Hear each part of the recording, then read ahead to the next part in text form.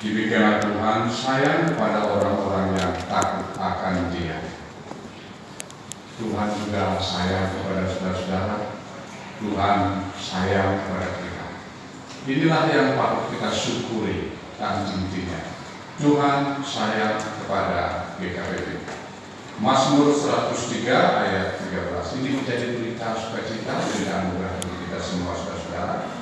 Saya beritakan di dalam nama Bapa, Putra dan Roh Kudus. Amin. Silakan berdiri saudara-saudara.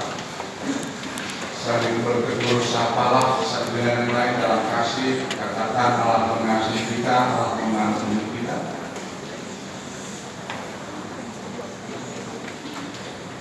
Mau tunjuk hidup baru ini dan juga berkomitmen untuk melakukan.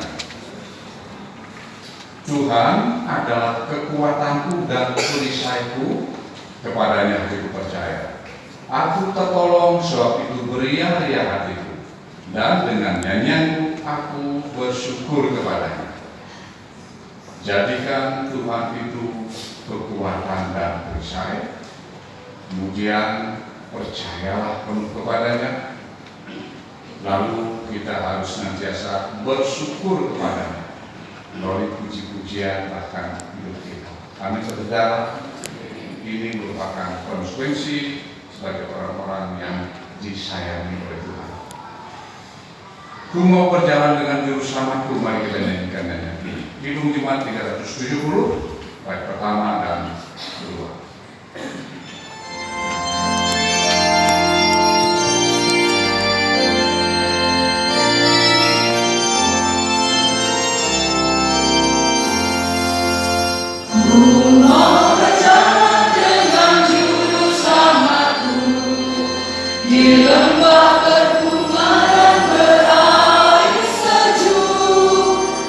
Tuhan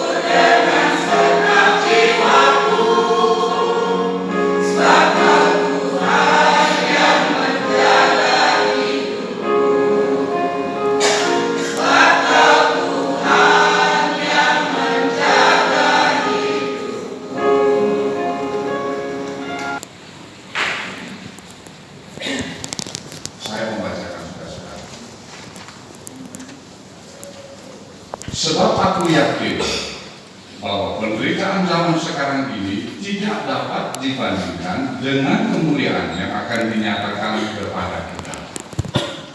Sebab dengan sangat rindu seluruh makhluk menantikan saat anak-anak Allah dinyatakan.